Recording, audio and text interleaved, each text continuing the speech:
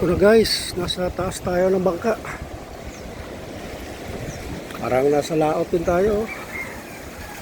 Grabing kuwan. Maalo na dito.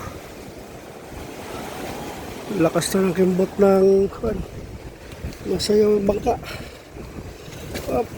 Makyat ako para ayusin yung mga lubid at maya maya itong pagtaguan natin, pinagpagtaguan dito, maya maya baka bumaha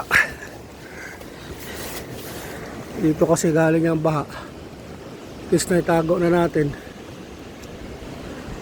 Malakas ang ulan kanina, buhos, buti ngayon medyo nawala, umina, kumalma. Pero ang problema maya maya ang ng baha, maya maya pa yung darating.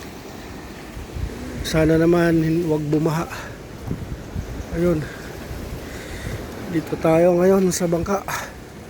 Sinecheck ko yung mga lubid kung maayos na pagkatali.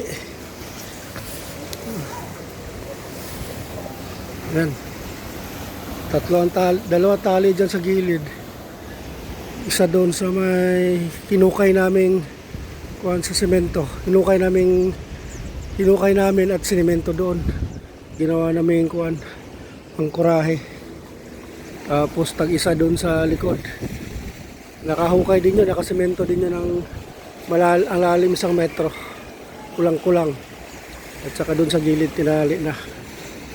Sana naman wag bumaha. At para safe lahat.